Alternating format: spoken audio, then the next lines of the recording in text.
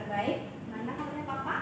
Ya, kabar baik juga, sehat. Nah, saya dengar nanti Ibu Dwi rencananya ingin mengadakan kegiatan coaching nih ya. Kira-kira dari coaching yang akan Ibu lakukan itu apa sih yang perlu Ibu lakukan atau yang akan Ibu lakukan dan Ibu siapkan? Ye. Hal yang akan saya lakukan saat coaching tentunya saya sesuaikan dengan alur cerita Pak. Yang pertama saya akan menggali informasi tujuan utamanya dulu, kemudian apa harapan yang ingin dicapai dari kegiatan coaching tadi. Kemudian lalu yang kedua saya akan mengidentifikasi masalah terkait masalah coaching yang dihadapi. Setelah itu menggali rencana aksinya dalam rangka mencari solusi atas masalahnya.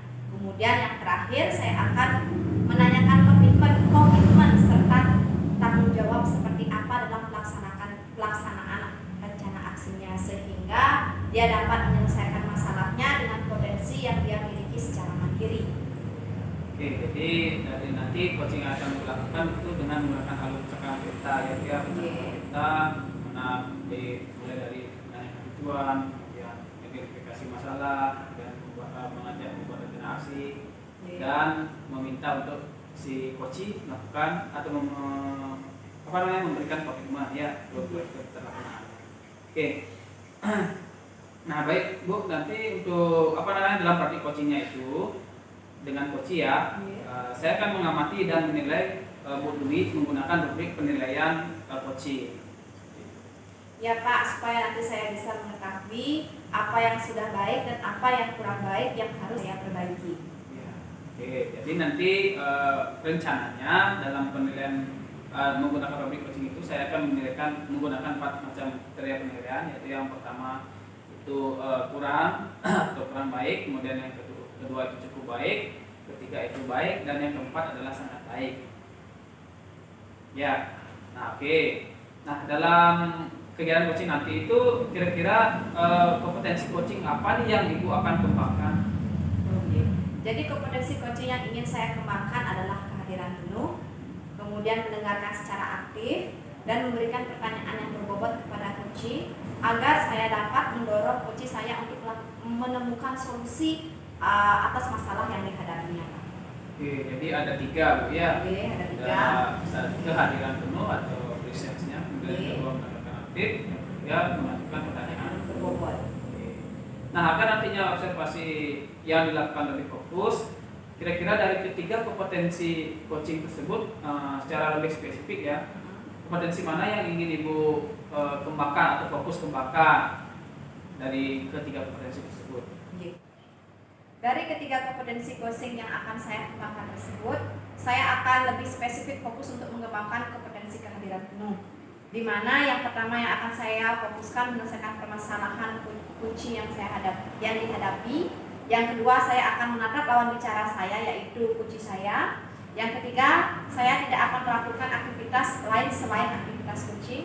Dan yang terakhir saya akan menyimak apa yang disampaikan oleh coaching saya. Oke, bagus sekali Bu Dwi ya. Nah kira-kira apa sih indikator pencapaian atau keberhasilan dari tujuan pengembangan yang diinginkan oleh Bu Dwi? Indikator keberhasilan dari kegiatan coaching ini adalah coaching mampu menyelesaikan permasalahan berdasarkan pemahaman, kemampuan, dan kompetensi yang dimiliki. Seorang coach dikatakan berhasil melaksanakan coaching jika mampu menggali ide dan potensi coaching dengan baik tanpa memberikan bantuan, ide atau solusi dari permasalahannya. Nah, mungkin selanjutnya saya ingin tanya, kira-kira kapan Bu Dwi akan melaksanakan kegiatan coaching ini?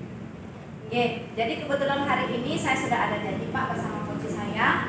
Jadi nanti Bapak bisa melihat dan mengobservasi kegiatan coaching yang saya lakukan untuk mengetahui kompetensi coaching yang mana yang sudah berkembang atau yang belum pada diri saya selaku coach. Oke, siap Bu Dwi. Jadi nanti saya pasti akan ikut di sana untuk mengamati dan mengobservasi kegiatan coaching yang Ibu Dwi lakukan ya. Nah, setelah saya mengamati percakapan yang Bu Dwi dengan coach, nanti saya akan menyampaikan pencapaian dari pengembangan kompetensi coaching yang Ibu Dwi harapkan. Oke, kalau begitu Bapak bisa masuk ke ruangan dulu sambil menunggu coach saya datang. Oke, siap. Terima kasih Bapak. Oke. Selamat pagi Pak Rahman. Selamat pagi Bu Dwi. Bagaimana kabarnya hari ini? Alhamdulillah Bu Dwi. Ini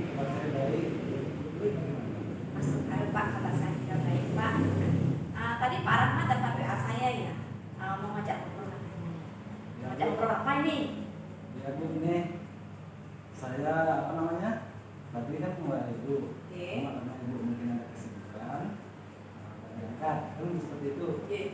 Tadi saya ada apa namanya ingin saya ceritakan sama Ibu terkait permasalahan yang saya hadapi. Itu Siapa? Tapi ngobrolnya jangan terlalu lama ya Pak ya, kira-kira 10 sampai 15 menit. Soalnya sebentar saya ada acara Pak. Ngomong-ngomong Pak Rahmat, apa yang mau Pak Rahmat bicarakan pagi hari ini ke saya?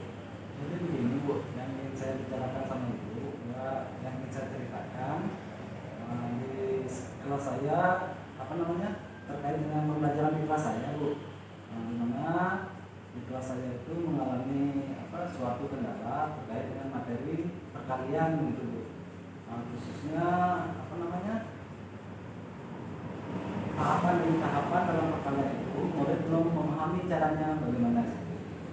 Oh, jadi Pak Rahmat saat ini mengalami kesulitan dalam mengajarkan perkalian kepada murid Bapak. Ya Pak, itu seperti itu Pak. Ya betul Bu. Rasanya kok bagaimana gitu ya. Saya kesulitan sekali bagaimana biar murid itu paham tahapan-tahapan perkalian itu yang benar bagaimana seperti itu Bu. Ya, oke Pak Rahmat, karena waktu kita ngobrol pendek, Pak Rahmat ingin mendapatkan apa dari diskusi atau percakapan kita saat ini? Adapun harapan saya ya setelah diskusi ini nanti saya mendapatkan solusi dari permasalahan yang saya hadapi. Dan murid-murid saya bisa paham nantinya dengan tahapan-tahapan perkalian seperti itu. Oh gitu, berarti harapannya apa yang bisa Bapak Rahmat lakukan supaya murid-murid Pak Rahmat bisa memahami materi perkalian? Mungkin seperti itu yang Bapak maksud? Ya betul Bu, supaya murid-murid saya dengan mudah paham tentang perkalian. Saat mengajar kemarin, ketika saya selesai menyampaikan materi dan menjelaskan materi tentang perkalian, saya tanyakan kepada murid saya, bagaimana sudah paham atau belum? Serentak murid itu menjawab, sudah Pak.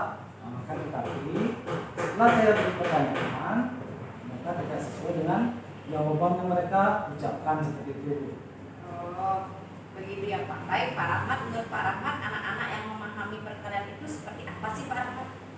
Menurut saya, anak-anak yang memahami perkalian itu yaitu mereka tahu bagaimana proses mengerjakan perkalian itu dari merubah perkalian menjadi penjumlahan berulang, lalu bagaimana mereka menjumlahkannya dan mengerjakan tahapan-tahapan dari perkalian tersebut. Oh, oke.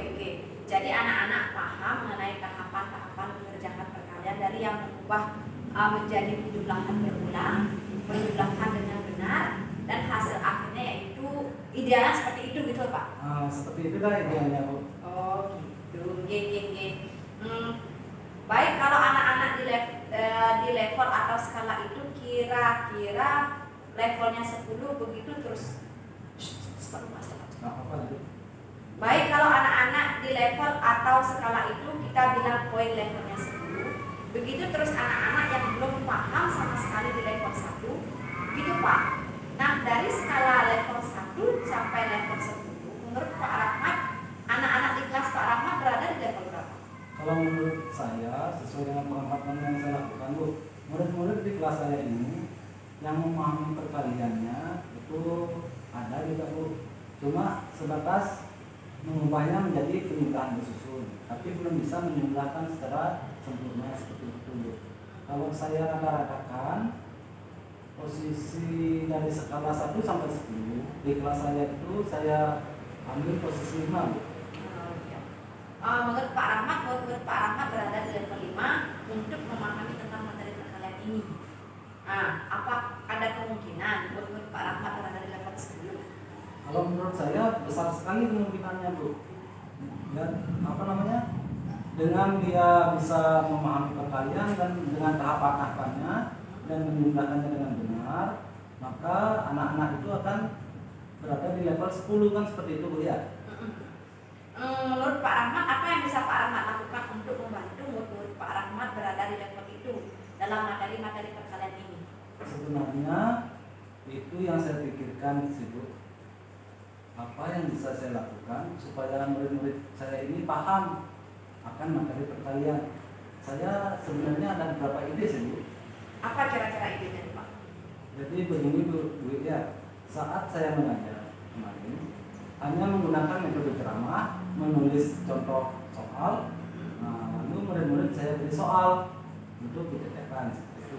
Setelah saya renungkan, usia murid-murid di kelas saya, khususnya di kelas 2, itu bisa memahami memahami dengan mudah itu dengan menggunakan media atau benda konkret, atau benda yang nyata kan seperti itu Bu. Ya. Nah, jadi saya ingin merancang pembelajaran yang interaktif menggunakan media pembelajaran yang konkret.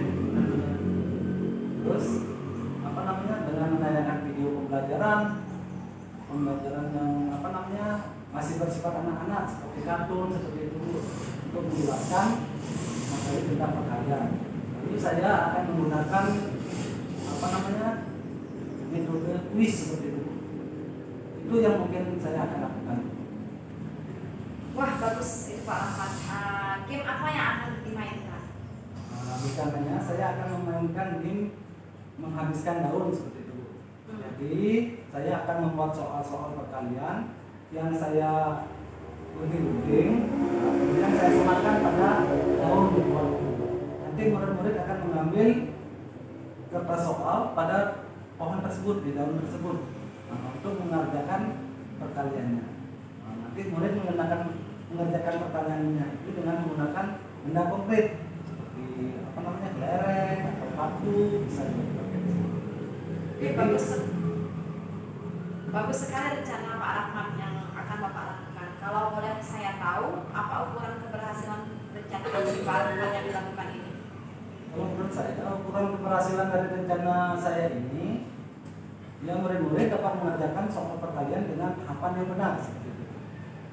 Baik Pak Rahmat, menurut Pak Rahmat, apakah ada kendala dari rencana aksi yang akan Bapak Rahmat terapkan ini dalam pembelajaran?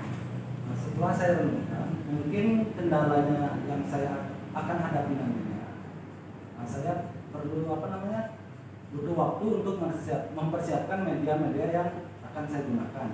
Dan juga saya akan berkolaborasi dengan rekan sejawat untuk mendiskusikan rencana yang akan saya lakukan ini. Menurut Pak Rahmat, perlu waktu berapa lama untuk mempersiapkan media-media yang dibutuhkan dan solusi apa untuk kendala? Mungkin untuk waktu, karena pelajaran matematika itu masih lagi 3 hari lagi. Nah, jadi saya bisa mempersiapkan media-media mulai dari sekarang ya. Nah, seperti menyusun langkah-langkah pembelajaran, menyiapkan media-medianya. Nah, mungkin rasanya 3 hari itu cukup untuk mempersiapkannya. Ya, adakah seseorang yang mungkin bisa membantu Pak Rahmat untuk mempersiapkan pembelajaran ini? Nah, mungkin saya akan berdiskusi nanti dengan teman sejawat untuk merancang aksi nyata saya dulu dengan pembelajaran supaya kita bisa saling melengkapi kekurangan ya, untuk menerapkan pembelajaran yang memang betul-betul bisa membuat anak itu paham tentang materi perkalian. Baik Pak Rahmat, kapan nih Pak Rahmat mau menerapkan KIS? Ya kira-kira 3 hari lagi tuh saya akan terapkan pembelajaran yang saya desain seperti tadi itu di kelas. Ya, baik Pak Rahmat, kita review sebentar ya hasil diskusi kita kali ini.